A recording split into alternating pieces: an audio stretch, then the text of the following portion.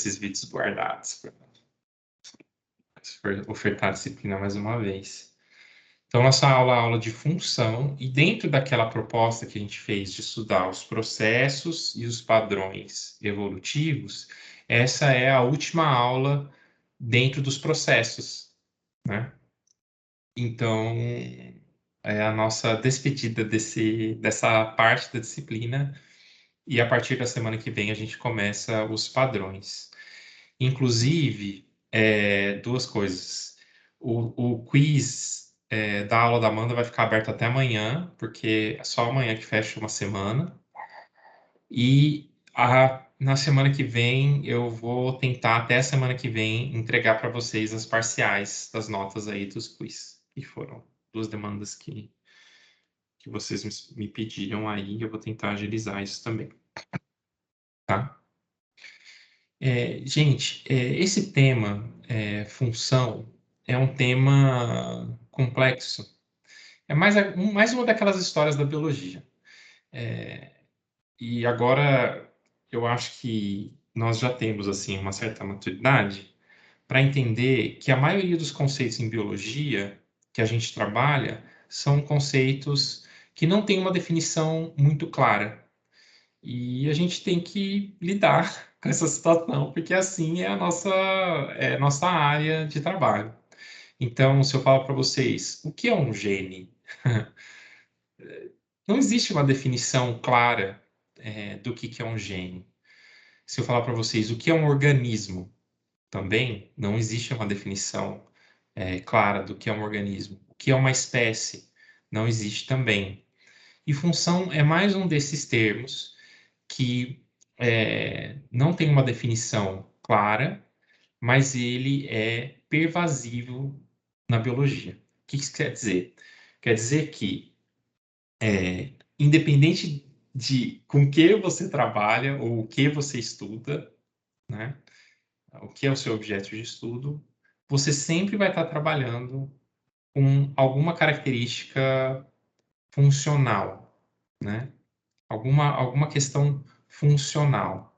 Então, você pode pensar em célula, nos tecidos, nos órgãos, nos organismos, ou em níveis maiores ainda, né, de ecossistema, da comunidade. A gente sempre vai pensar o que essas entidades fazem, né? Qual é o papel que elas desempenham no meio onde elas estão. Então, qual é o papel que a célula tem dentro do tecido, qual o papel que o tecido tem dentro do órgão, qual o papel que o órgão tem dentro do organismo, qual o papel que o organismo tem na população, qual o papel que aquela espécie tem na comunidade, qual o papel que aquela espécie tem no ecossistema, e assim por diante. Então, sempre a gente está trabalhando com essa noção do papel desempenhado ou da função, né? Então, aqui, por exemplo, a gente sempre fala do sítio funcional de uma enzima. Então, essa enzima, o papel dessa enzima é quebrar, né? Sei lá, vamos pensar na rubisco. O papel da rubisco, que é a enzima em maior quantidade, né, no nosso planeta. Vocês já sabem o que é rubisco? Já estudaram isso? É a ribulose 1,5-bisfosfato, carboxilase oxigenase. Eu falei isso porque eu estou dando aula de fotossíntese. Eu dou na terça tarde.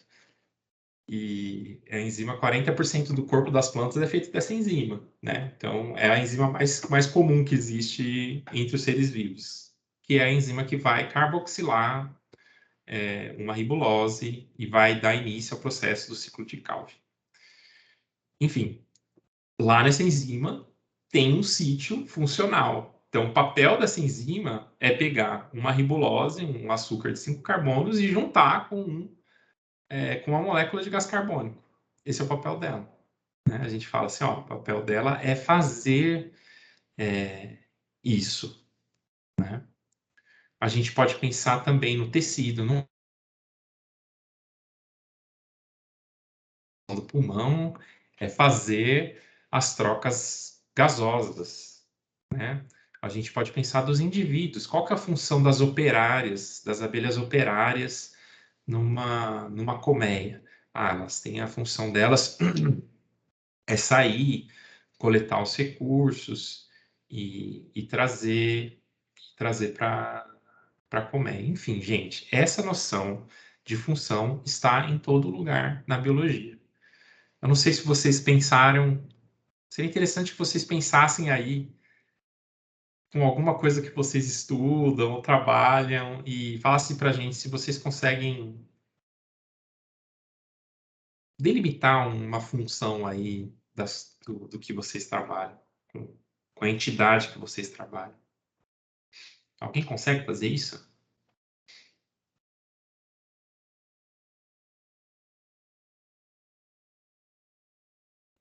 Eu não entendi direito, Vini, eu acho. Tipo, Pedro, você pensar com aquilo que você trabalha. Você trabalha com aves, não é, Pedro? Isso. Então, uma função aí dessa ave que você trabalha. Dispersão de sementes. Dispersar sementes, né? O papel das aves, né, na comunidade é fazer a dispersão de sementes. Ótimo. Quem mais dá um exemplo para a gente?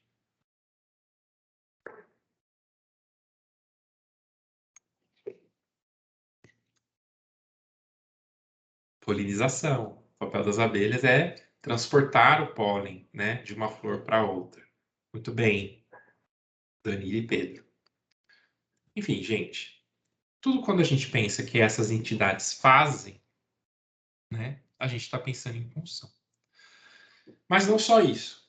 A gente está pensando em função também. Quando a gente pensa em função, a gente está pensando também o que essas entidades deveriam fazer, né?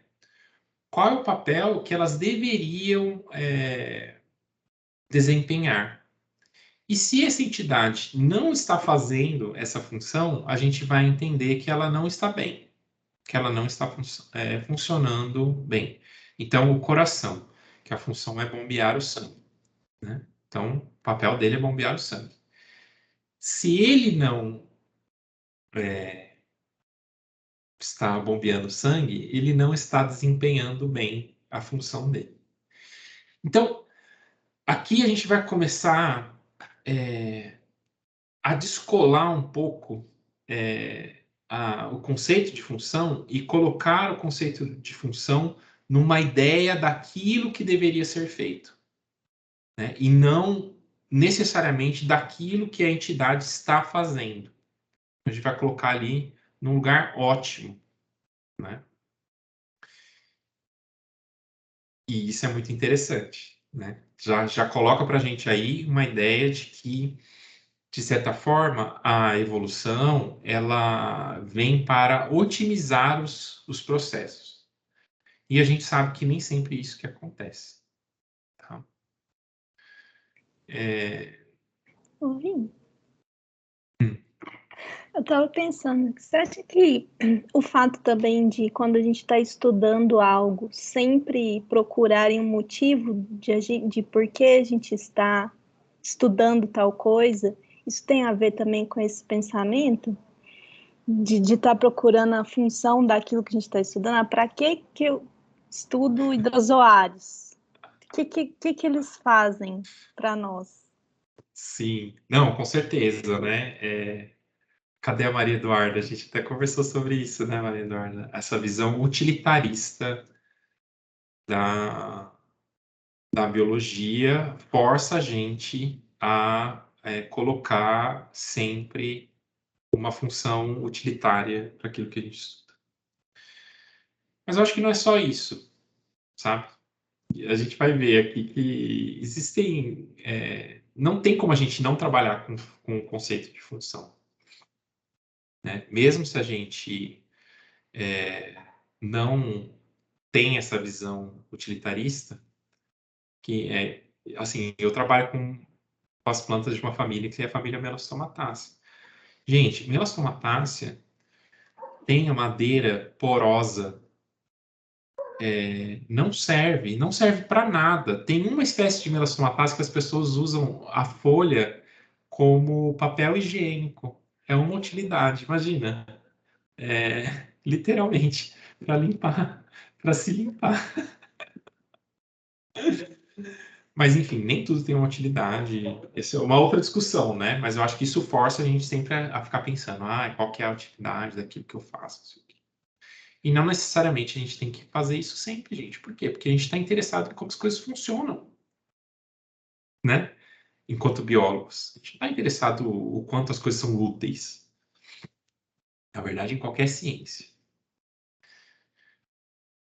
Então,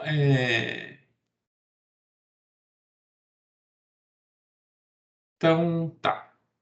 A gente vai, então, ter esse entendimento de que função é aquilo que as entidades fazem, mas não só isso, é também aquilo que as entidades deveriam fazer, né? Deixa eu seguir aqui, né? Então, em cada nível de organização biológica, aí a gente vai entrar na problemática. Nesses níveis, né, da organização biológica, em que a gente consegue observar as funções, né, as funções dessas entidades sendo desempenhadas, em geral, a gente vai perceber essa função como uma explicação para a existência daquela entidade. Então, vamos pegar aqui, como está no texto, a definição de hormônio. Então, hormônio é uma substância particular produzida por uma glândula endócrina que leva algum órgão particular, chamado de receptor, a desempenhar uma ação específica, e essa ação específica é o seu papel. Então, o que é interessante a gente observar aí nessa definição? Que a explicação para a existência do hormônio, então, o hormônio existe para regular o trabalho dos órgãos. Vocês entendem? Então, a explicação, ela a função, ela é usada como a explicação para a existência daquele órgão, né? E a gente faz isso o tempo todo. O olho é para enxergar, o coração é para bombear o sangue, o pulmão é para respirar, né? As células, sei lá, gente. Os osteoblastos são para fazer o tecido ósseo, né? E assim por diante. Então, vamos até, eu acho que vale a pena a gente anotar. Tô vendo o som do tabu sendo quebrado. Acho que vale a pena a gente anotar. Vocês já estão aí na lousinha. Essa noção do para tal coisa, né? Então, a função ou a entidade, né? A entidade existe para... Tanana. Vou anotar, porque essa palavra aqui, para, ela vai ser interessante para a gente. Então, vou deixar anotado aí. Por quê? Porque ela vai indicar para a gente uma noção de finalidade.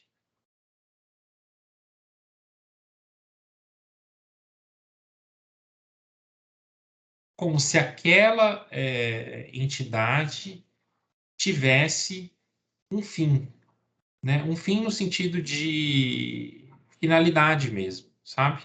De o papel, a finalidade dela é desempenhar aquele papel. E quando a gente pensa desse jeito, ou fala desse jeito, ou escreve desse jeito, a gente não está muito distante do que foi proposto ou de um pensamento muito corrente numa era pré-darwinista, imediatamente assim, pré-darwinista, que é a teologia natural, né? A teologia natural é dessa corrente de pensamento que vem a ideia de que se existe um relógio, a gente pode pressupor que também existe um relojoeiro, né?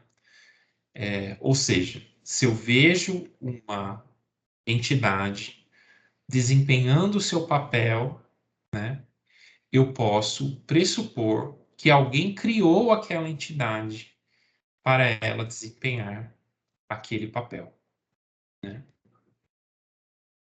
Então, hoje, então isso foi, sei lá, no começo do século XIX, 1800 e comecinho, tá? Tinha um maior, quem mais divulgou a ideia da teologia natural foi o reverendo Paley, né? E a gente pode pensar que era o pensamento corrente de entendimento da natureza na época do Darwin, né? Inclusive, a esposa do Darwin era bem religiosa e seguia essa corrente. E, apesar disso, né, da teoria evolutiva ter vindo, todo o desenvolvimento que a gente estudou aqui, hoje nós também temos o mesmo argumento numa forma que a gente chama de design inteligente, que é a mesma coisa. Se a gente vê um- uma coisa funcionando bem, deve ter um designer, né? Eu gosto do designer. Tipo, é a mesma coisa, só com uma palavra bonita aí no meio, sabe? Então tem um designer. Então, em vez de relojoeiro, é um designer agora que está fazendo tudo isso. O que vai ser usado como argumento, por exemplo, pelas pessoas do design inteligente, que é um ramo criacionista, é que é o argumento do código genético. Olha, gente, quem que usa código para se comunicar? Os seres inteligentes, que somos nós. Então, o código genético, que é aquela combinação de bases nitrogenadas que vão chamar um aminoácido específico para a cadeia proteica, esse código é uma prova de que existe alguma coisa que desenhou isso, usou um código, tem que ter um ser inteligente por ali, tá? E então, e essas duas coisas, a raiz dela, e olha só, gente, né? Nós estamos aqui em 2021, e a gente tem isso ainda no nosso pensamento na biologia. E a raiz delas está lá em Aristóteles, né? No século IV antes de Cristo. O Aristóteles, ele entendia, cadê o pessoal que fez CCC aí recentemente? O Aristóteles, para cada fenômeno, né, natural, ele entendia que existiam 4 causas. Alguém me lembra? Alguém consegue lembrar quais eram as causas? Ele falava assim, então essas são causas metafísicas. Por quê? As causas metafísicas é o que governa a física, que são os fenômenos materiais, né, naturais, da natureza, da matéria, né? Então, o Aristóteles vai falar sobre isso num livro que chama Metafísica. Então, existem 4 causas. Aqui, ó. Causas metafísicas. Você está escrevendo na lousa? Porque não Tô. está compartilhando. Tá. Eu vou compartilhar, vou dar uma olhadinha. Ó, ó o Pedro, ó. Material formal eficiente final. Muito bem. Pedro, material formal eficiente e final.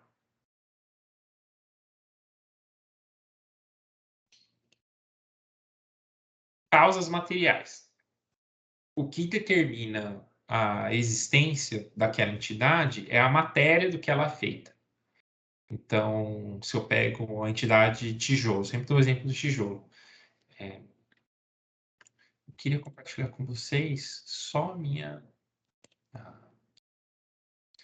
Então, eu pego o tijolo. Tijolo é um tijolo por quê? Porque ele é feito de barro. Então, eu posso explicar a existência dessa entidade a partir do material com que ela é construída, né? Formal. Ah, que legal. Compartilha com a gente depois, Pedro. Formal. A causa daquela entidade é a forma que ela tem. Então, um tijolo não necessariamente pode ser de barro, ele pode ter uma forma de tijolo. Eu vou falar, isso aqui é um tijolo, né? Causa eficiente. Olha, o que faz aquele tijolo ser o tijolo, o que causou aquele tijolo existir, foi alguém que foi lá e modelou o tijolo, né?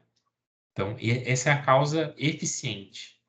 E a causa final é o propósito da existência daquele tijolo, que é a construção de alguma parede, sei lá, levantar uma parede.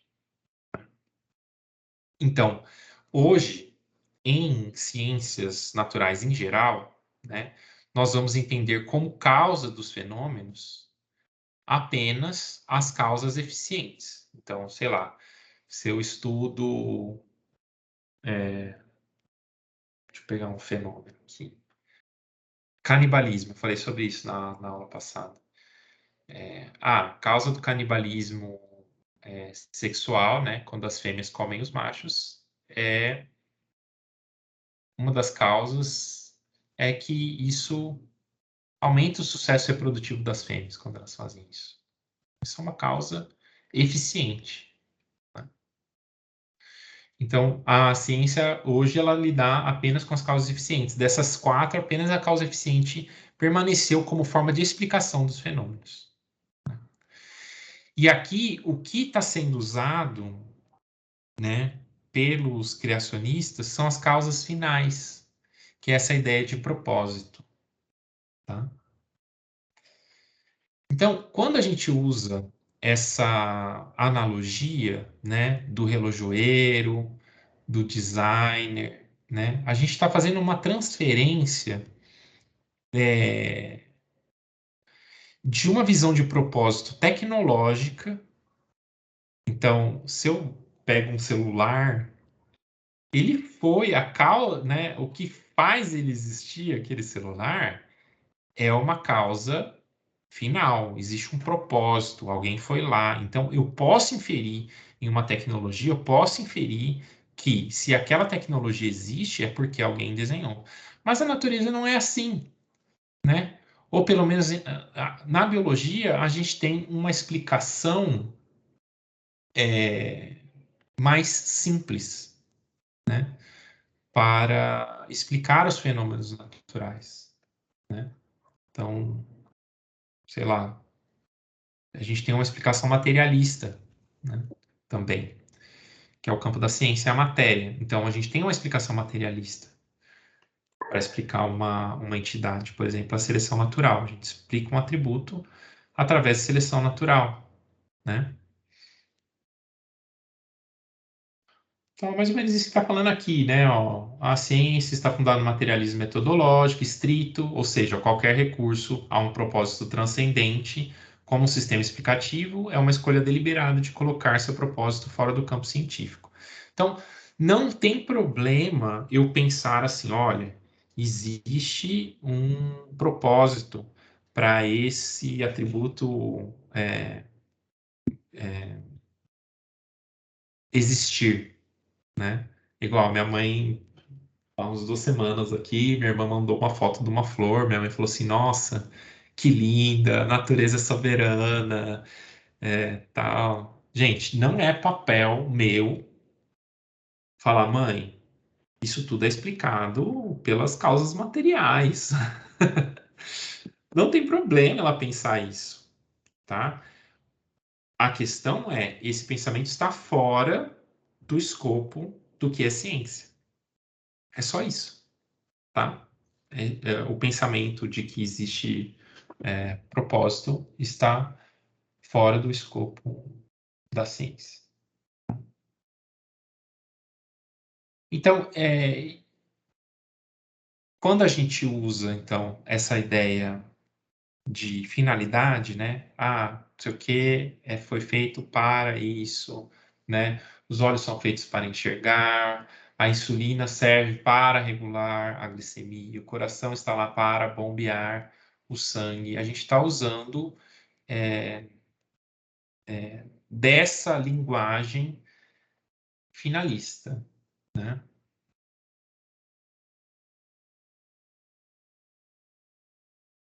E isso é bem comum, tá, gente? Vocês podem observar entre vocês, entre a gente também, a gente usa o tempo todo, tá? E isso que a gente chama de teleologia, né?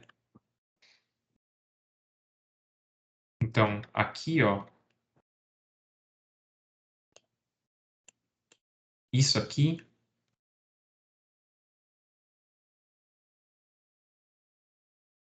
é o que a gente chama de teleologia.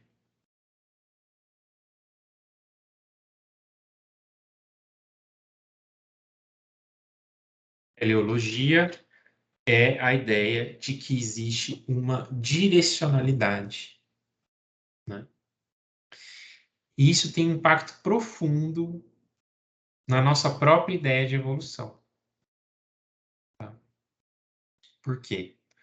Porque dá a entender, quando a gente usa um argumento teleológico, né, ou uma sentença teleológica, um pensamento teleológico, dá a entender de que a evolução está direcionada para um final, que os atributos vão evoluir para chegar naquela forma, né? Que as coisas vão evoluir para tal finalidade. E como a gente sabe, primeiro, nós que somos biólogos evolutivos, nós não somos futurólogos. A gente sempre trabalha com o que aconteceu no passado, né? A biologia evolutiva é uma ciência histórica. Ela olha para o passado, para o que aconteceu. Ela não olha para o que vai acontecer. Por quê? Porque a gente não consegue prever o que vai acontecer, né? E a gente sabe que existe um componente aleatório que não faz com que a gente não consiga prever, né? Então, não tem uma finalidade. Você tem uma variação criada aleatoriamente e essa variação é selecionada, tá? Ô, Vini, pode fazer um comentário? Pode. É só porque esse ponto às vezes confunde muito a gente, porque de certa forma o propósito ele se confunde com a direção, né? E a gente sempre Uhum. fala que a seleção direciona a evolução. Então, é bom entender que existe uma diferença, assim, no direcionamento para alguma coisa, no, em relação a um direcionamento. Assim, o direcionamento por si só é sair de um ponto e chegar a outro ponto. Quando a gente está falando de um direcionamento para alguma coisa, a gente está colocando uma intenção, a gente está colocando um propósito. É como se a gente estivesse Então, colocando o lugar onde esse ponto está, né? isso. E a gente sabe onde ele vai chegar, Onde ele vai chegar. né? Isso. E aí, agora, quando a gente fala que a seleção direciona, quer dizer que ela tira de um ponto e sai de um ponto, mas a gente não sabe para onde que vai e nem nada. Então, é essa a diferença, né? Sim, exatamente. Então, gente, esse pensamento teleológico, a teleologia, vou até apagar aqui, é problemático. Um problema também, assim, do ponto de vista lógico, de uma teleologia desse tipo aqui, né? A entidade existe para é que, bom, primeiro pensem que em ciências o que importa para a gente são as causas eficientes, tá? Esse é um ponto. A gente usa esse tipo de argumento. Vocês estão vendo meu mouse aqui? Né? Quando a gente usa esse tipo de frase, olha só o que acontece, né? Vamos pegar o exemplo que está aqui dos hormônios. O hormônio... Cadê a frase do hormônio?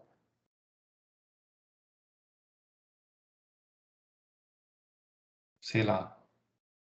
Ou aqui dos olhos, né? Os olhos são feitos...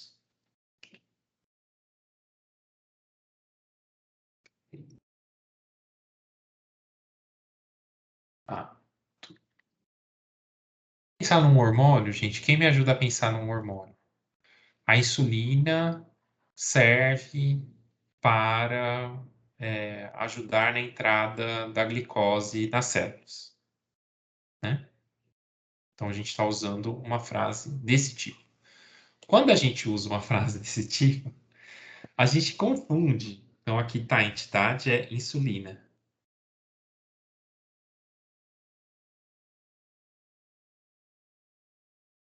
Serve para reduzir a glicemia, né? Reduzir a glicemia.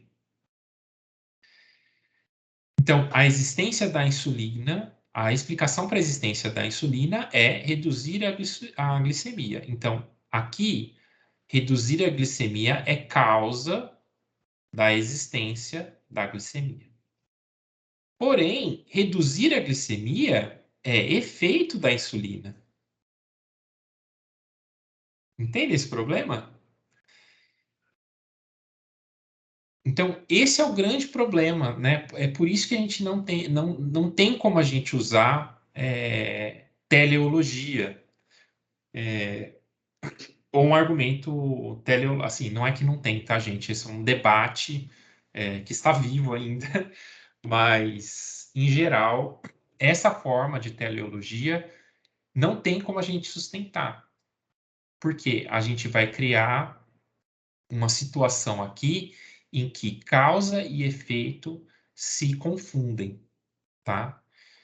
Isso a gente chama também, se vocês quiserem o nome, isso aqui é chamado de tautologia.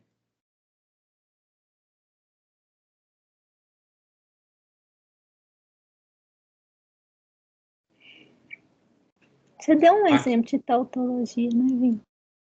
Tinha dado um exemplo de tautologia? Nas aulas passadas. Nossa, eu nem lembro. Do Darwin. Do Darwin? Você lembra, mano? Eu não lembro. Fala aí, mano.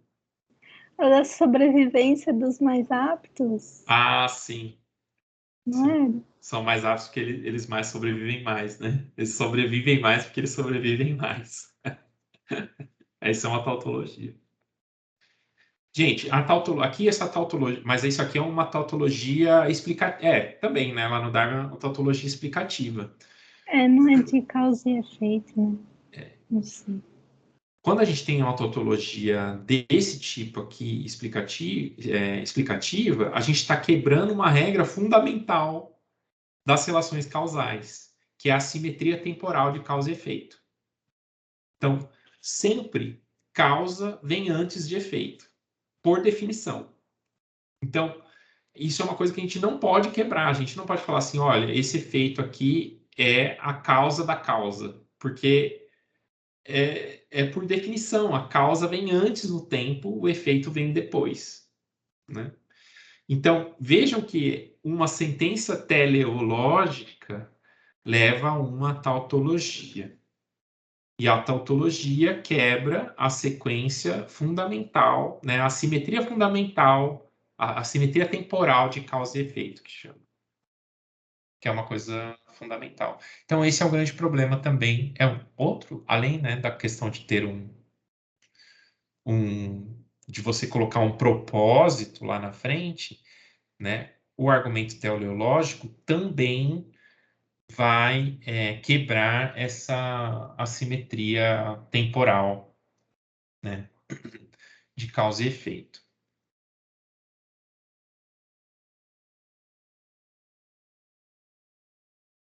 tá?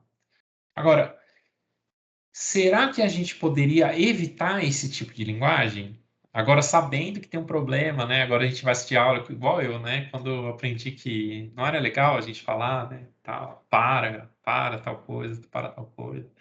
Aí os profs davam aula, eu ficava lá, ó, não, falou errado. Ó, esse cara é teleológico. Será que tem como a gente evitar essa linguagem, né? Será que a gente tem que ficar pegando no pé dos nossos amigos, né? que falam desse jeito? Será como a gente tem como evitar? Gente, de fato, os biólogos, né? Quando eles estão usando essa linguagem, né? Quando a gente usa essa linguagem, a gente não quer, a gente não está querendo falar de propósito, né? E como a gente pode evitar, então, essa linguagem, né, para ter uma coisa mais adequada? Pelo que ele fala aqui, a gente tem que imaginar que existe um funcionalismo de fato. E aí a gente vai chegar num ponto também, que é um truque da evolução, né? Acontece que, às vezes, a adaptação, não vou nem dizer que é a seleção natural, né, que a gente sabe que agora a seleção natural não é só seleção natural. Mas a adaptação é tão forte, o encaixe, né, da estrutura para aquela tarefa que ela desempenha é tão congruente aquela estrutura. Pensa lá no bico do beija-flor, nas flores. É um encaixe tão perfeito, tem tanta congruência que, de fato, parece que existe aquela função, né? Então, o bico do beija-flor, de fato, vai levar a gente a entender que ele desempenha aquela função. Isso é uma coisa da própria adaptação, assim, é um produto da adaptação. Então, quando a gente fala o bico do beija-flor é para tomar o néctar nas flores tubulares, o que a gente tem que ter em mente é que o processo de adaptação ali foi muito forte, muito intenso, que levou àquela alta congruência, né, entre a estrutura e aquilo que ela realiza, né, o ato que ela realiza.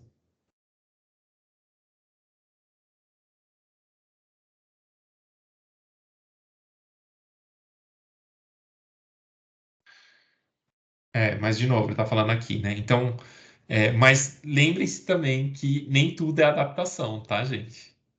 Então, pensar também sempre assim, olha, toda vez que uma estrutura tem uma função bem definida, é uma adaptação, uma falácia também, tá? Isso vai levar a gente para um campo adaptacionista, tá? Então, toda vez que a gente usa expressões como esse órgão é para, do ponto de vista, eu sempre falo isso, do ponto de vista da planta, a melhor coisa é a abelha não comer o pólen, né? Nossa, eu também falo muita coisa assim. Se soltar na minha aula, eu tô frita. O papel dessa estrutura é fazer tal coisa. Isso acontece como se a planta quisesse, tananã, né? Essa é uma estratégia adaptativa. Então é difícil, porque essa linguagem está aí. Então a gente está vendo, ó, vamos elencar uma série de problemas. A ideia de finalidade, a tautologia explicativa, o adaptacionismo, né? Que vem também com essa ideia. O antropomorfismo, né? Quando a gente fala assim, do ponto de vista da planta, a planta não tem ponto de vista, esse é um antropomorfismo, né? Né? Então a gente tem uma série de problemas com essa linguagem, é problemática mesmo. Então, como que a gente pode talvez melhorar, né? A gente pode falar assim, olha, a função do o olho não é feito para ver. Ou a gente tem que falar, a função do olho é ver.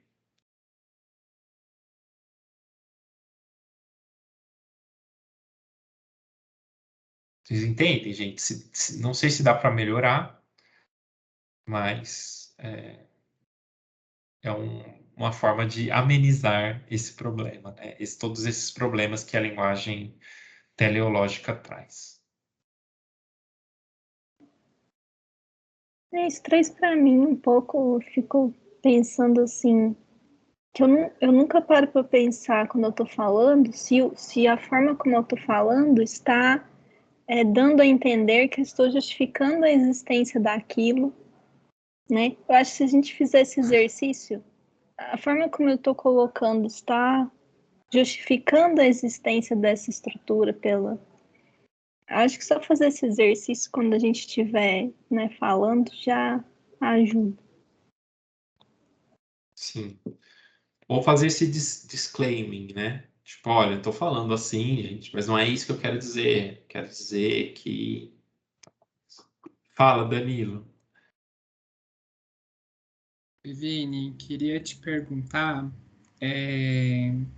assim, a gente discute isso aqui dentro da nossa sala, mas lá fora, quando a gente está falando com o povão, a gente usa muito essa linguagem aqui que a gente está tratando, né? Bem teleológica.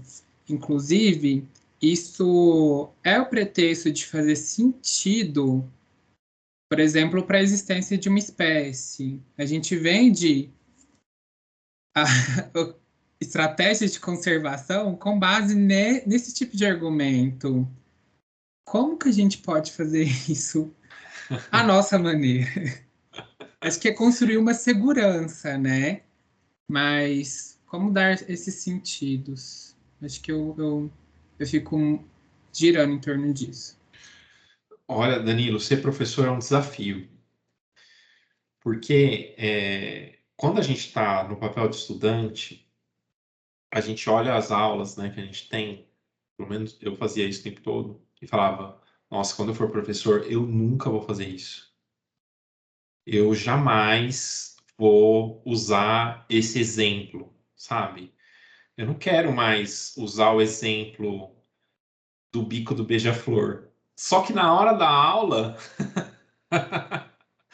na hora da aula, é isso que a gente tem em mãos, né? Então, ser professor é um desafio, assim, sem planejar a melhor forma de falar, né? Não tem como.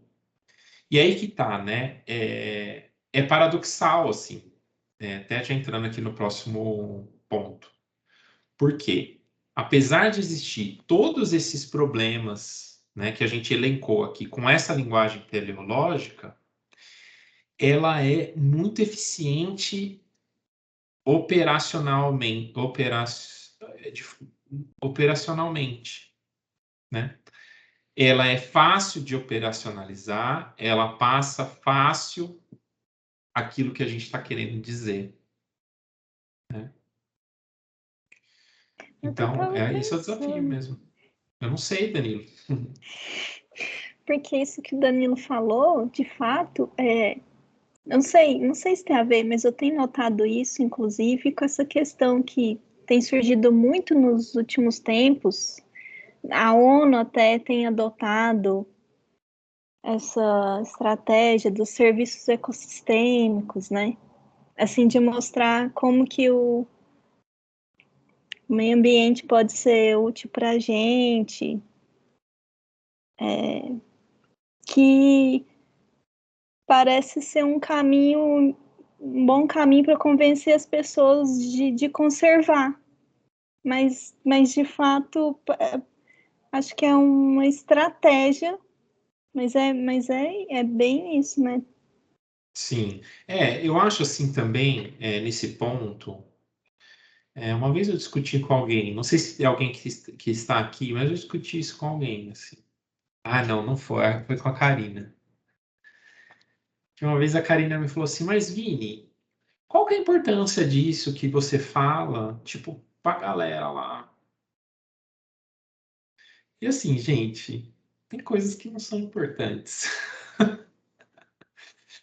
Fora do contexto. Fora do contexto. Então, é muito, sabe, é a mesma coisa.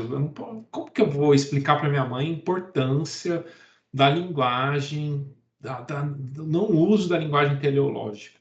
Isso é completamente fora de contexto, sabe? Essa é uma discussão que a gente consegue criar dentro desse espaço aqui, que é um espaço de super privilégio, sabe? Queremos levar esse espaço para todos, mas esse espaço ele tem que ser construído, sabe? Né? Isso. É ter o objetivo claro, é saber em qual contexto que você tá, sabe? Eu não vou no jantar, no almoço de domingo lá, falar, mãe, não, isso é linguagem teleológica, né? Você está colocando um propósito, a ciência é material, não tem é caos, natureza é o caos. Não faz sentido nenhum, tá totalmente fora de contexto, né? E eu falo isso mesmo porque a gente tem que saber quais são os mundos que a gente caminha, né? Por quais mundos a gente caminha, né? Então, eu acho que tem momentos e momentos. Quer ver uma coisa assim que me dá, tipo, me dá um arrepio, assim, para o bem da espécie. Ou para a perpetuação da espécie. Já ouviu, Amanda, isso? Às vezes eu pego uns textos assim, de biologia, gente do céu. Meu Deus do céu, perpetuação da espécie. Que é espécie? A espécie nem cruza. Quem cruza são os bichos, as plantas. A espécie tem um nome, sei lá. Nossa! Mas aí, sei lá, em algum momento isso é necessário, esse conhecimento, né? Em algum contexto pode ser necessário,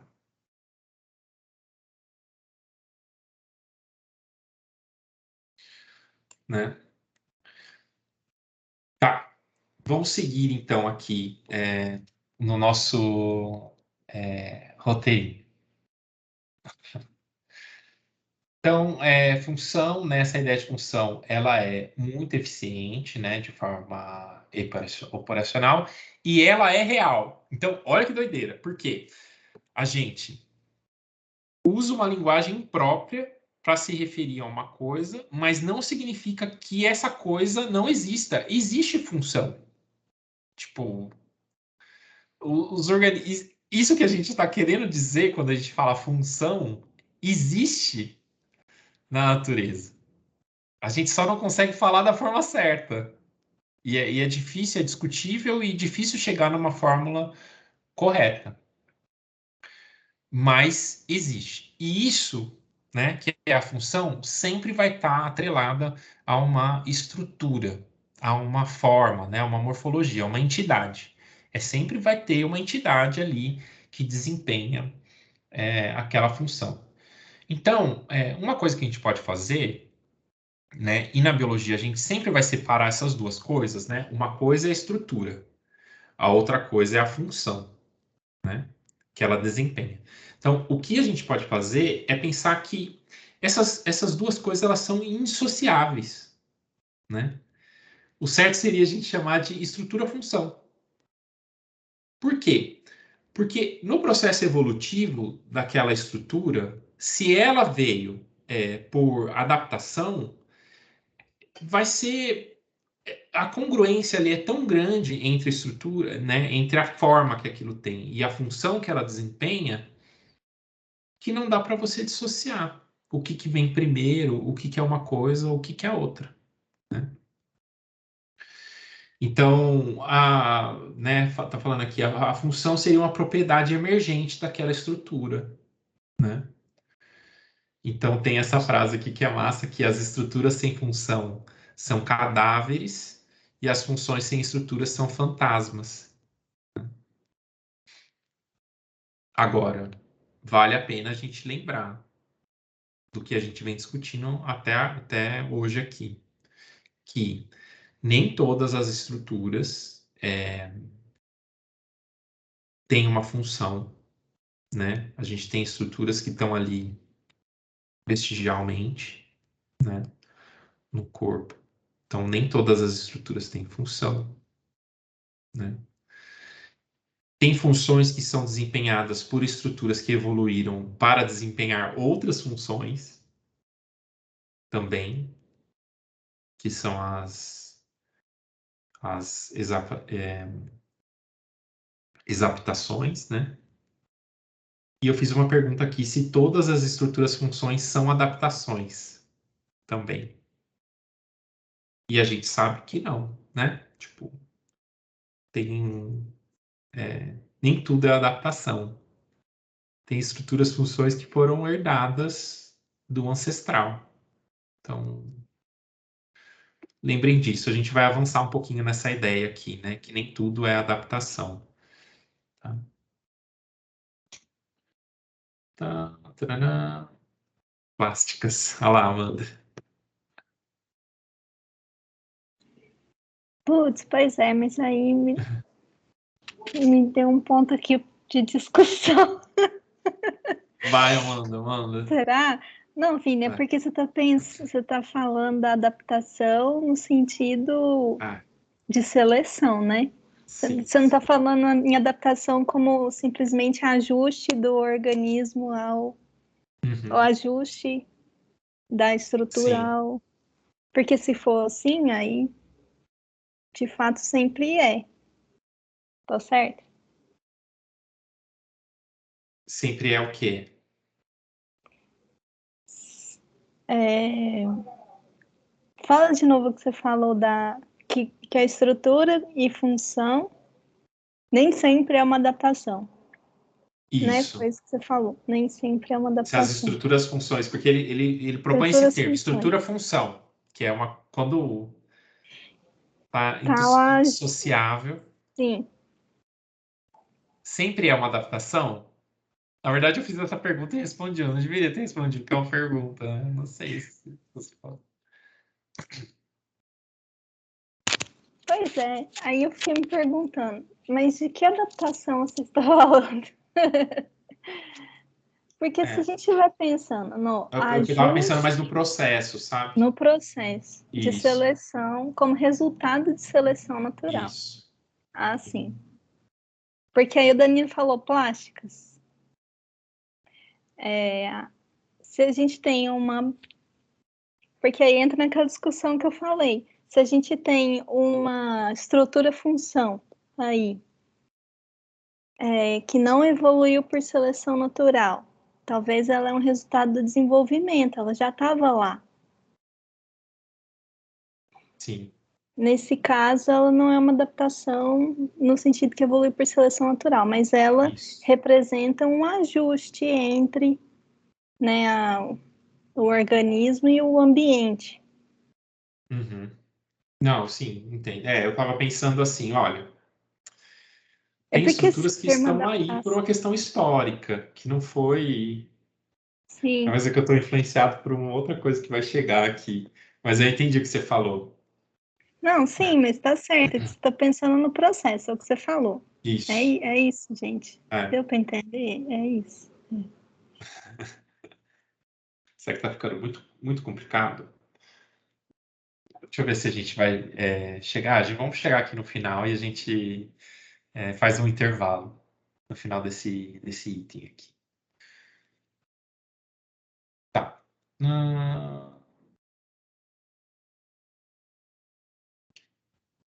Aí esse autor ele vai colocar aqui, né, que a gente também pode olhar para essa estrutura-função como se fossem sistemas, né, de uma forma sistema. Gente, sistema é todo, até a biologia trabalha muito com essa noção, né, de qualquer conjunto de entidades que interagem e que a partir dessa interação vão surgir propriedades emergentes, né? Então, um sistema, ele não é só a soma das partes ali, daquelas entidades, daquelas partículas.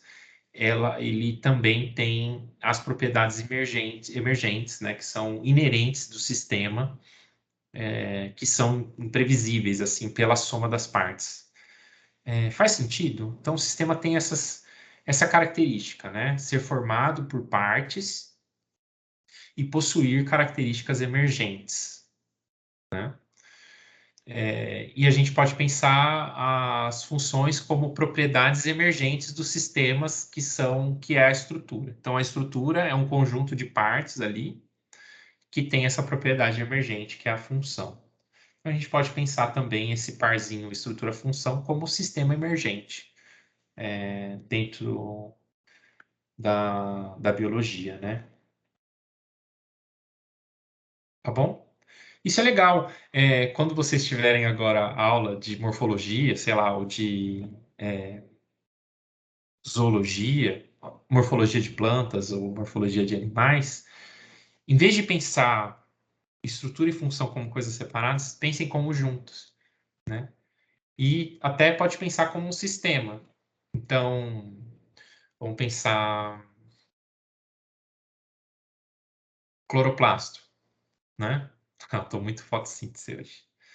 Vamos pensar um cloroplasto, que a gente tem uma estrutura ali do cloroplasto, né? E a fotossíntese é uma propriedade emergente daquele sistema, né? Que é o cloroplasto.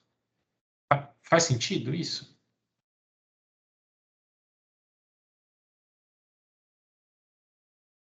Tá, vamos dar um intervalo. Vocês querem falar alguma coisa, gente? Fala aí se está muito difícil. Eu estou dando essa aula também meio na conversa, assim.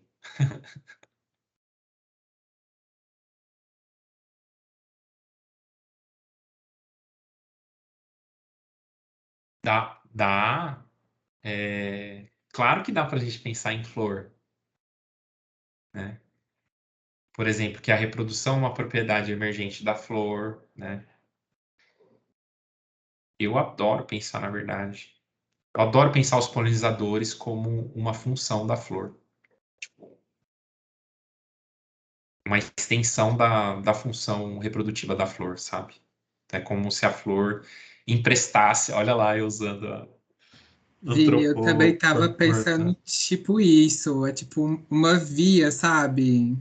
O rolê extrapola por ali, entre uma interação. É muito louco isso. Porque as flores, por exemplo, não têm olho, não têm nariz para cheirar, não têm olho para enxergar. Ó, vou destilar minha linguagem teleológica aqui para vocês. Então, a flor empresta aquele sistema para realizar sua reprodução.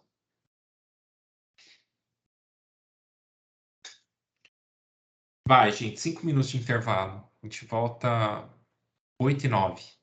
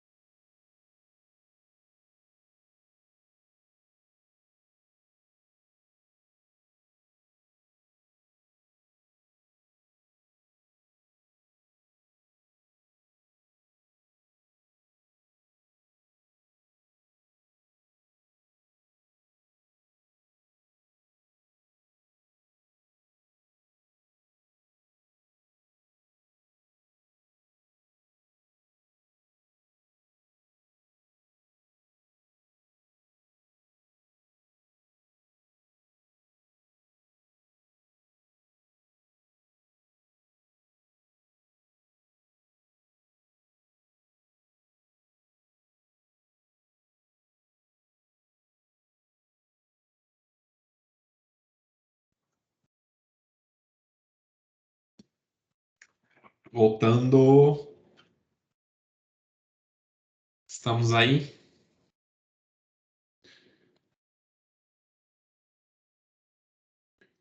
Estamos aí. Deu tempo de ir no banheiro, pegar uma água.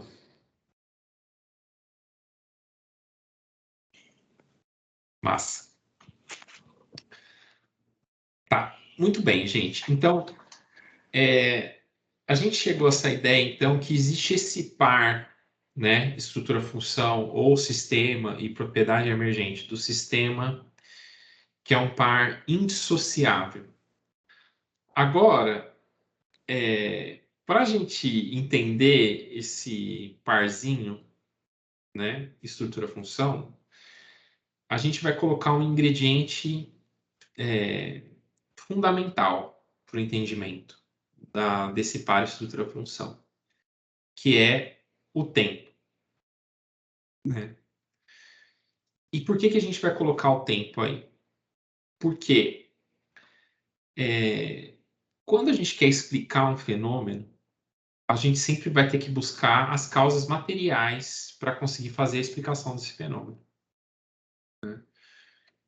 E vocês lembram que existe aquela assincronia temporal fundamental, que as causas sempre vêm antes dos efeitos? Então a gente vai ter que olhar para trás no tempo, se a gente quer entender o que causa aquele par estrutura-função.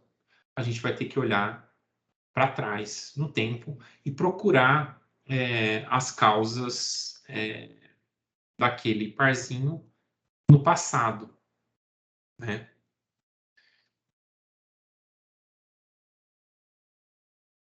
E aí a gente pode encontrar a causa do par estrutura-função, né, dentro da biologia em dois momentos no tempo passado. Num tempo que a gente vai chamar de sincrônico, então a gente vai chamar isso de causalidade sincrônica.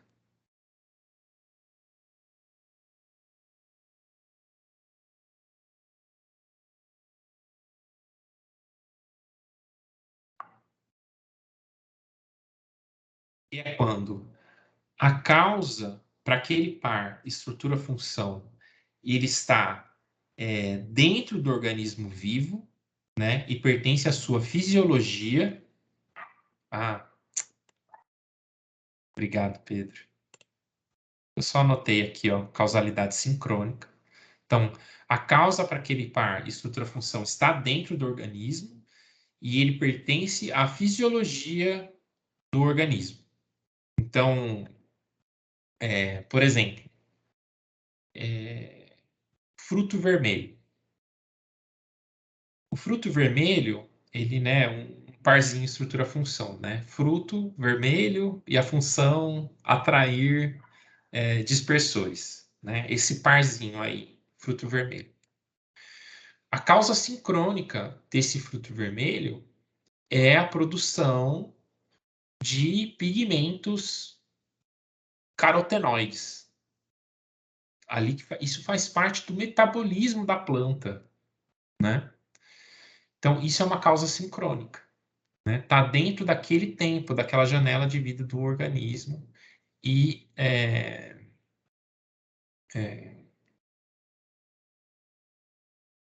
faz parte da fisiologia, né? Do desenvolvimento do fruto. Agora, em outra causa, né? Que está em outro tempo, que a gente vai chamar de causalidade diacrônica, né? Dia de outro tempo, né?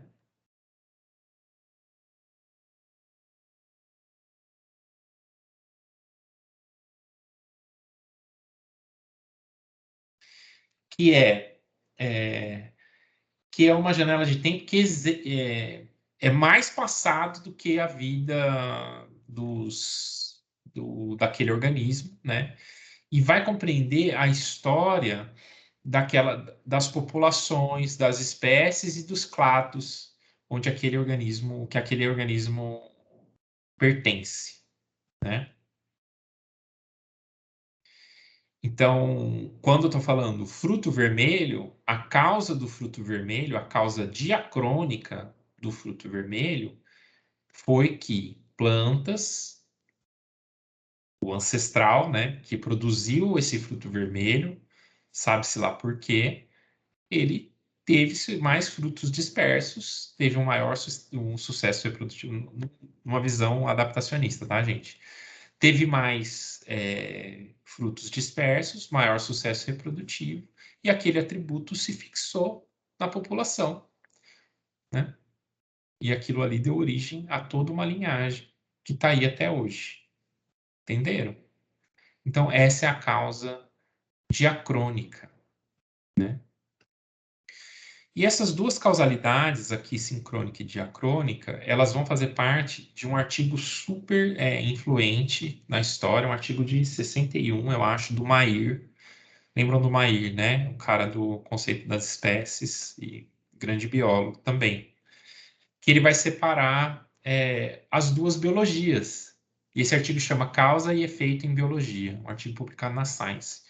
Ele vai separar duas biologias. Uma biologia que ele chama de biologia próxima,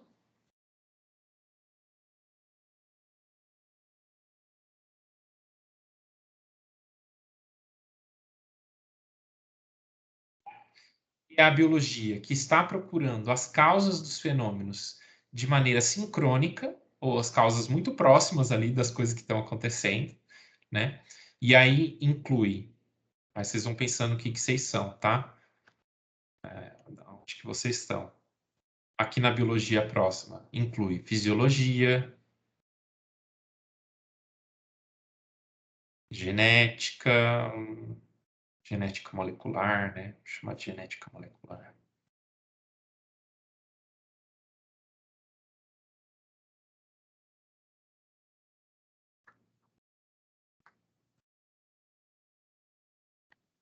Mas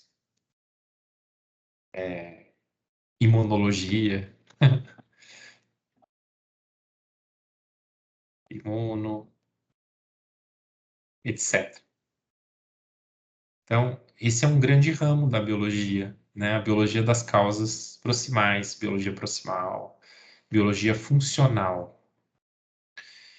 E a outra biologia é a biologia última.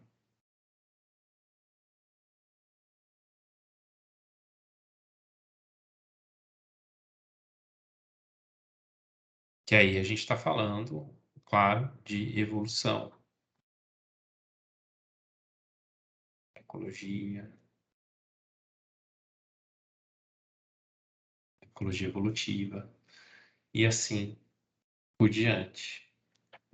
Então, olha que interessante, o Mayr divide a biologia em dois grandes ramos, né, de causas próximas e causas últimas, pensando nesse par estrutura-função. E é incrível que todos os pares estrutura-função a gente pode ser capaz de entender a partir dessas duas visões, uma visão próxima e última. E é difícil trabalhar nos dois ao mesmo tempo. Não sei, Amanda, se quer falar aí. Mas é difícil, ninguém trabalha com os dois ao mesmo tempo. Pois é, eu estava aqui pensando que toda estrutura função que você. Ai, Biogen. Bom, toda estrutura função que você for pensar é histórico. Mas toda estrutura função ela vai ter uma causalidade sincrônica e diacrônica, né?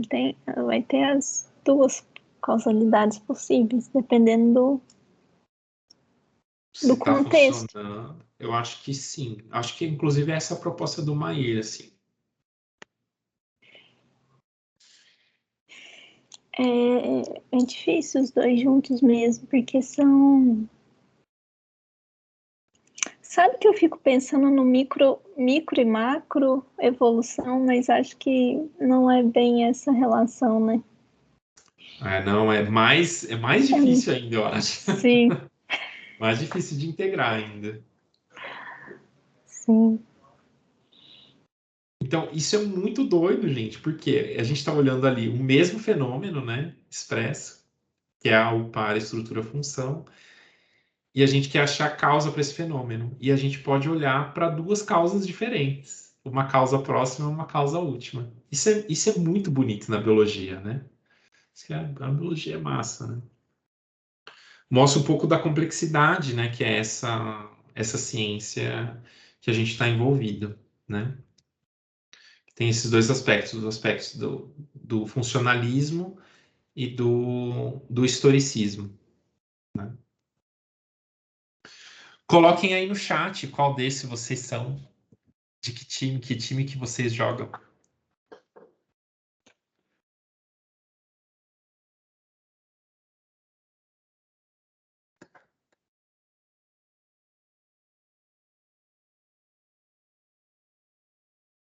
A team última. Essa Nossa, eu tô disciplina, muito trabalhando com uma coisa agora funcional, assim, acho massa. as vibrações das abelhas lá, É.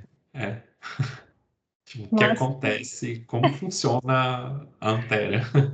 Acho massa. Ó, o Danilo quer falar. Fala, Danilo.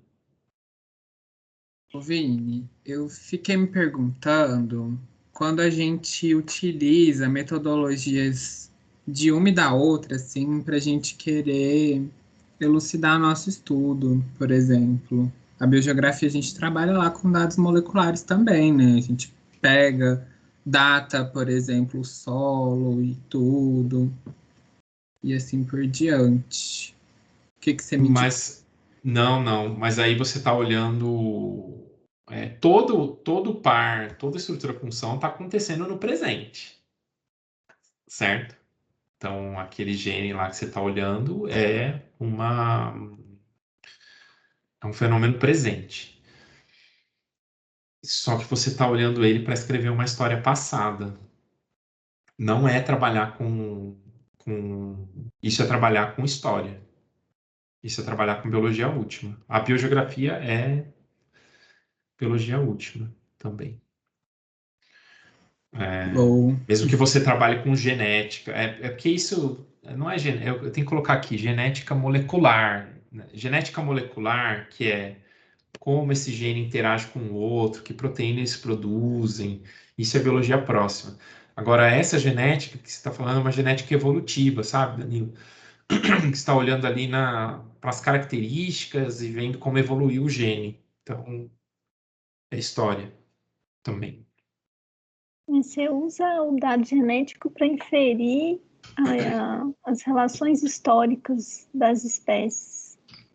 que bonito. Mas é bom esse exercício que você está fazendo, porque eu também estou aqui tentando pensar em alguma coisa que inclua os dois, mas de fato é difícil.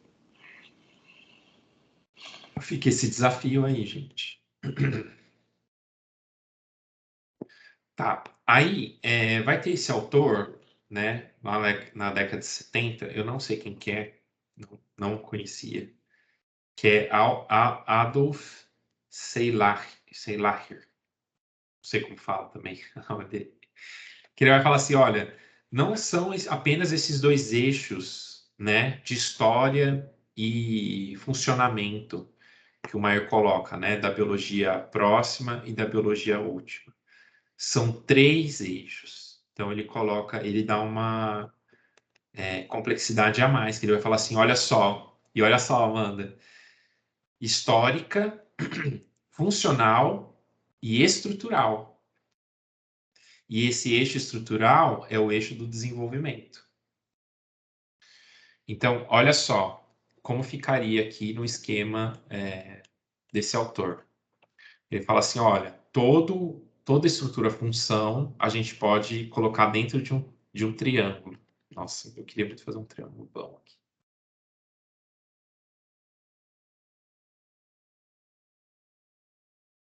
Ó,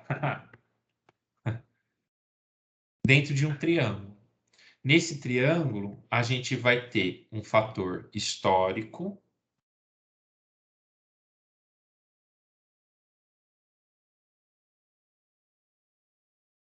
né, que a gente faz a inferência usando uma filogenia. A gente tem um fator funcional.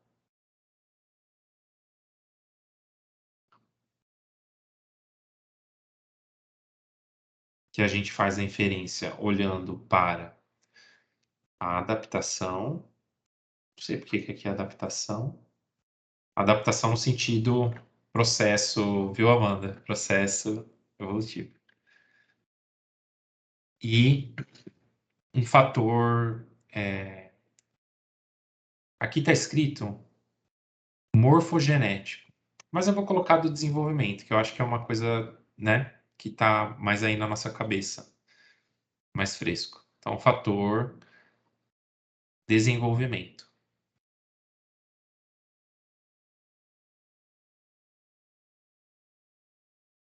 Que é, a gente faz a inferência a partir do crescimento.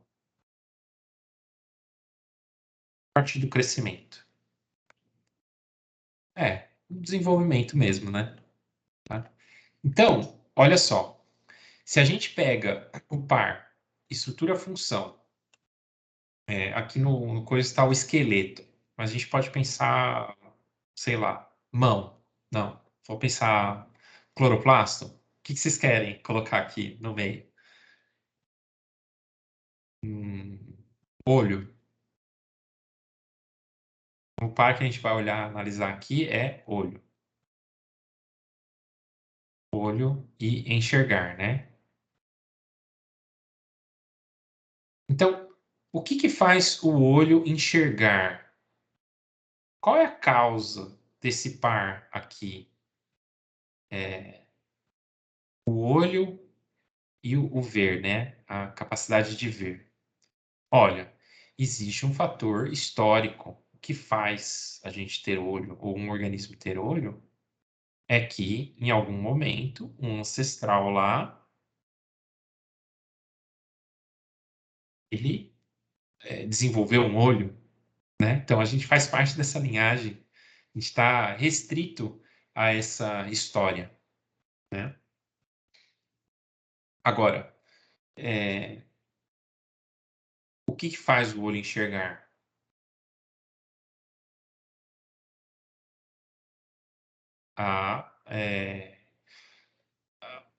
A própria fisiologia do olho, a construção que ele tem, tal, tal, tal. E, por fim, a forma como ele se desenvolveu. Se ele desenvolveu bem, se ele não desenvolveu bem.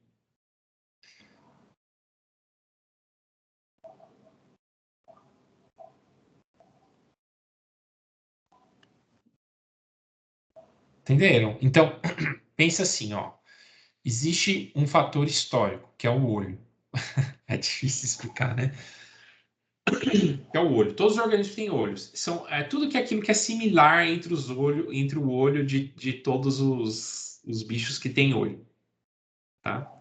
Aí tem o fator adaptativo, que é aquilo que é diferente entre os organismos que têm olho. Então, meu olho é diferente do olho de um morcego. Né? Por quê? Porque cada linhagem se adaptou às suas condições. Né? E, além disso, tem a diferença do meu olho ser mais puxadinho, porque no meu desenvolvimento aconteceu aquilo ali. Né? Meu olho foi se formando dessa forma.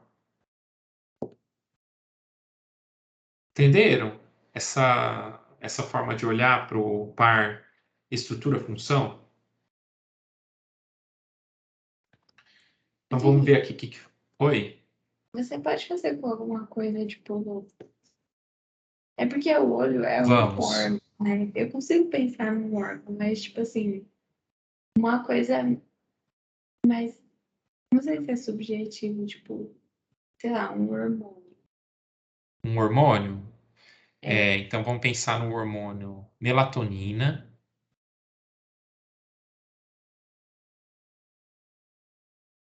E o sono. Né? Sei lá, melatonina, a função da melatonina é fazer a gente dormir, né? Tá. Então, existe um fator histórico da melatonina. Então, é a gente pensar que o ancestral dos bichos que produzem esse hormônio desenvolveu esse hormônio. Então, a gente tem a história desse hormônio, tem uma filogenia desse hormônio, de quando ele surgiu. Tipo, ele existe porque ele veio de uma linhagem ancestral que tinha ele, né? Isso. A causa dele está lá naquele ancestral que produziu, né? Aí o fator funcional, né? Adaptação. A causa dele. Deixa eu só olhar aqui, se eu não estou falando besteira, tá? Isso, a causa dele é a adaptação. Então, os bichos que produziam esse hormônio e ele funcionava desse jeito, dormiam, então eles tinham mais tempo, sei lá, recuperavam melhor as energias e tiveram sucesso e conseguiram, estão aí até hoje. E por fim, o fator do desenvolvimento, que é porque esse hormônio porque tem uma glândula lá que produz esse hormônio, combina uma molécula com outra, a fisiologia mesmo da produção desse hormônio. Faz sentido, Glória? É uma coisa também assim que eu sei fazer, sabe? Eu tô pensando agora, assim. Mas sabe o que me parece? Níveis de inclusão diferentes, assim. Você No tem essa tempo. impressão? Isso. Tipo, É, um tá dentro do outro. Você tem o sim. histórico, né? Que é Depois lá você tem o atrás. lá atrás. Aí você É. tem o funcional, que já está num nível mais, sei lá, populacional. E aí você Pra, tem o desenvolvimento, que é um nível mais individual. Sei, faz sentido. Sim. eu penso também, tô aqui martelando no estado. Eu não sei como. Eu parei muito no olho, agora tô pensando muito no hormônio. Surgiu outras dúvidas. Mas no estado, por exemplo, do olho, tá aí, o olho.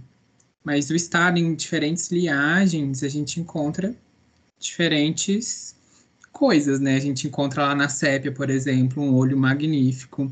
Nos insetos, um olho muito complexo também, assim, né? E perto, assim, do olho dos mamíferos, por exemplo. Agora, quando eu olho para o hormônio, eu me perguntei quanto à certeza. Será que a gente tem certeza dessa causa? Aí é um impasse. Não, eu tô especulando aqui. Eu sei, na verdade, gente, do hormônio.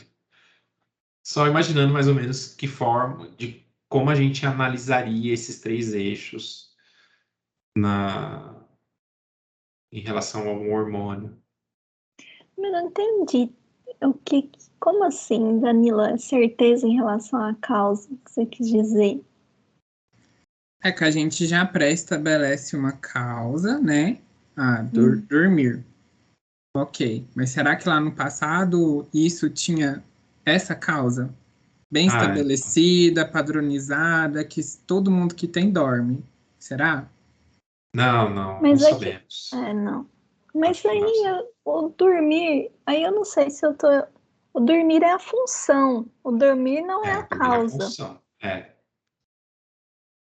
Né? Então, se eu estou pensando se a função sempre foi essa, mas a causa do surgimento da. A gente está pensando na causa da existência daquela estrutura-função.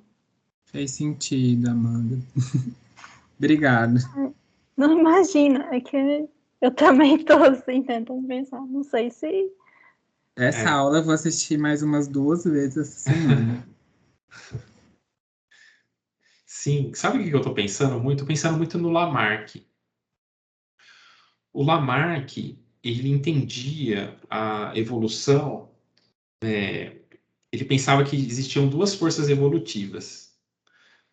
Uma força que ele chamava de complexicante, e uma força adaptativa. Então, o que ele pensava? Ele era zoólogo, ele olhava para a diversidade dos animais e falava assim, olha, de porífera para quinidária, teve um aumento de complexidade muito grande.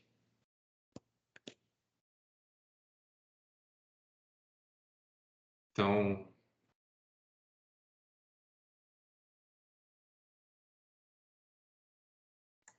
Amanda, não me mate aí, viu? Se eu estiver falando besteira.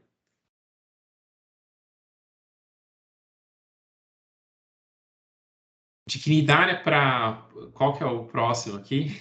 Anelida. Anelida. Põe bilatéria. Bilatéria que vai todo mundo. Bilatéria. Sim, todos os outros animais. Bilá, é que você tá com uma visão darwinista, Amanda. Eu tô pensando na visão do Lamarck, Ah, né? tá. Do filo. Pode Que a ser gente aprende lá Anelida. na escola. Anelida tá dentro de bilatéria. Anelida. Como é que escreve isso, gente? É com L só? Com 2D? Eu acho que é 2 L's. Anelida. Então, o Lamarck pensava assim, olha, depois, molusca. 2 L's também? Vamos colocar com 2 L's, que vai ficando mais chique, Molusca né, não gente? acho. Não sei. Deixa eu checar aqui. Olha aí, pra gente não cometer essa gafe. Então, olha só. Então, o Lamarck pensava Não, assim, ó. Anelida é 2 N's. 2 N's e um L só. Ai, gente, Molusca. nunca foi meu forte. Molusca tá certo.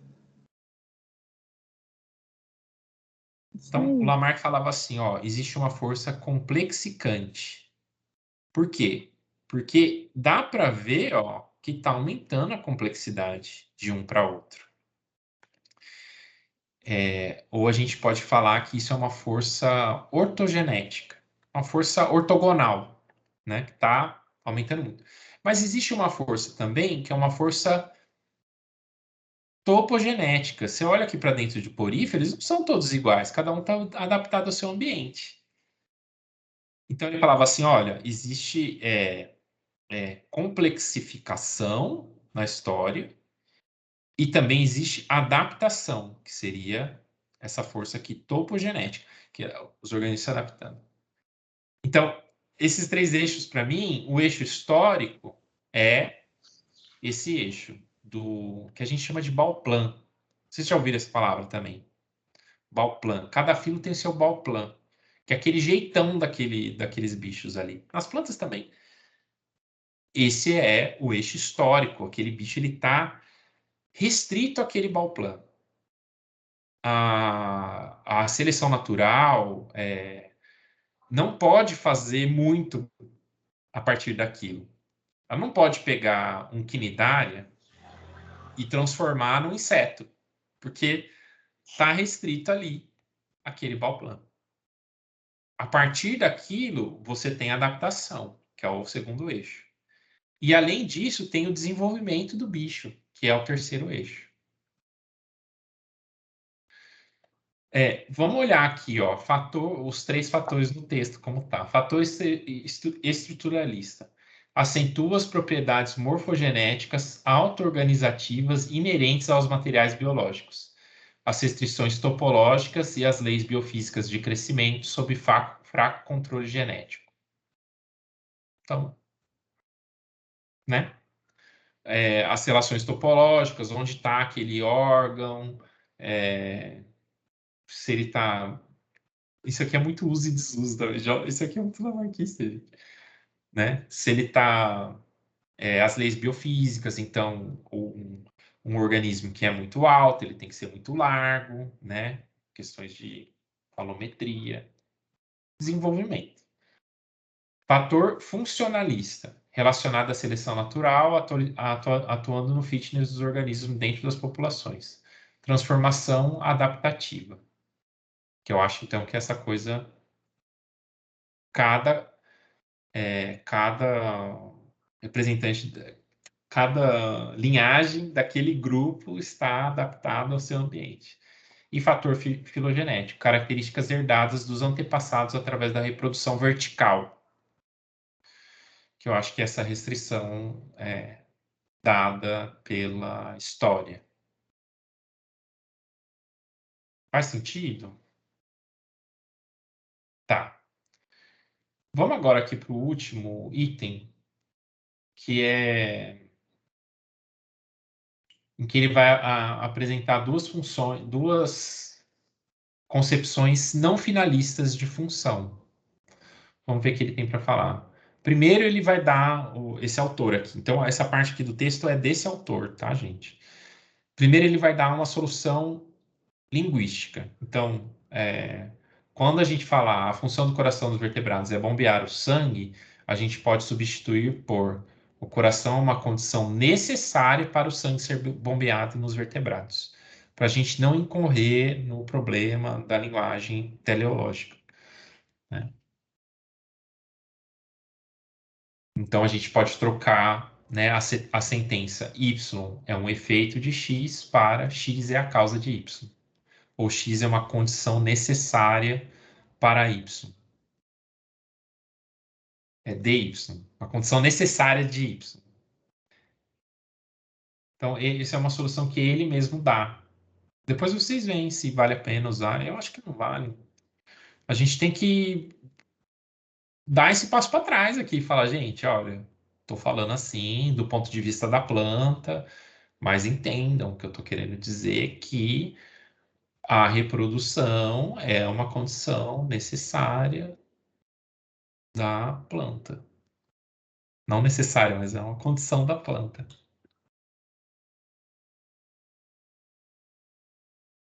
Aí ele mesmo fala que essa solução ela tem um problema que ela não separa os efeitos funcionais dos efeitos acidentais. Então, por exemplo, se você falar assim, a hemoglobina, a gente sabe que a função da hemoglobina não é deixar o sangue vermelho. Então, essa solução linguística não resolve esse problema, né?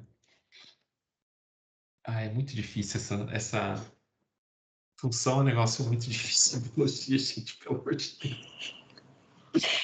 No caso da hemoglobina, é porque aí se a gente falasse assim, a gente estaria falando que a hemoglobina é a condição do sangue ser vermelho.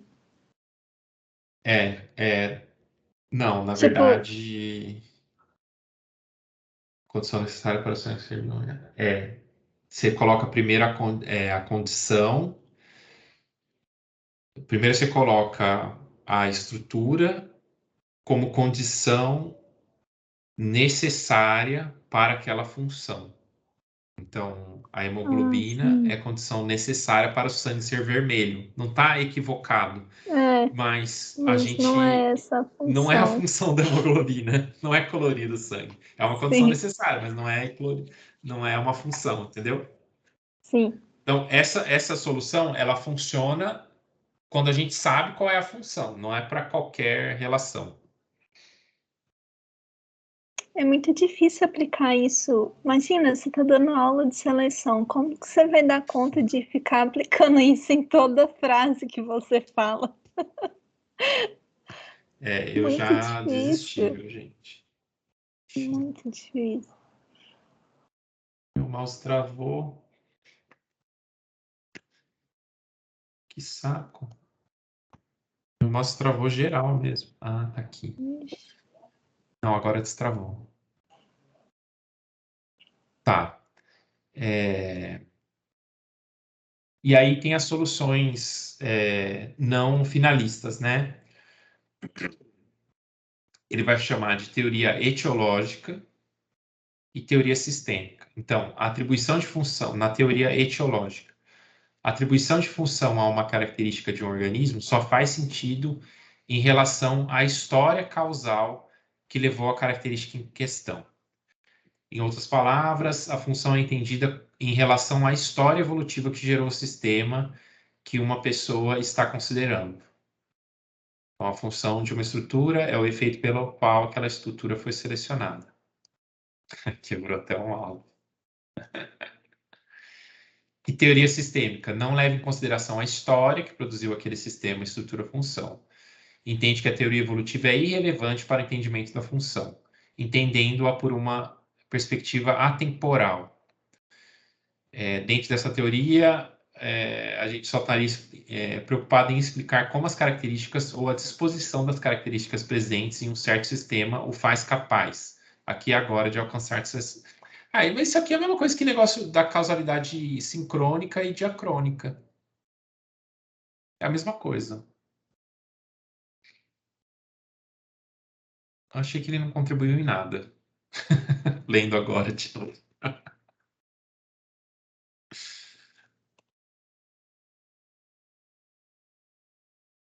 Tá, eu acho que até no próprio livro ele fala assim, isso aqui também é quase a mesma coisa, né?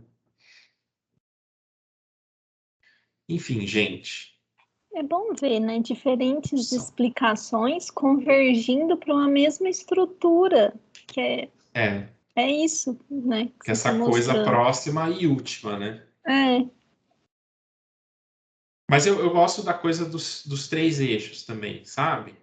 Você tem as causas últimas, que seria aquela coisa lá profunda mesmo no tempo, né? Do ancestral, linhagem, restrição, né? As restrições que a história coloca. Depois você tem as causas adaptativas, né? Seleção, tal. E depois você tem as causas do desenvolvimento. E essas coisas também, acho que elas, né? Se misturam também.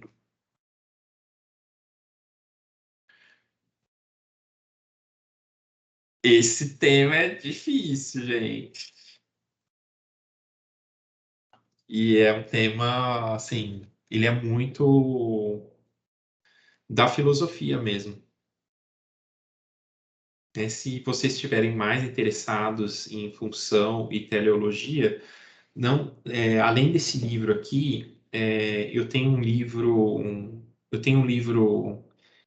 em inglês que tem um capítulo sobre isso, e tem um livro em português também que tem um capítulo sobre isso, de filosofia da biologia.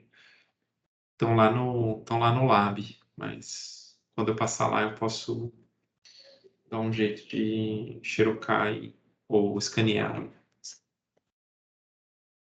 disponibilizar. E é isso, gente. Assim acabamos os processos. Vencemos, eu acho.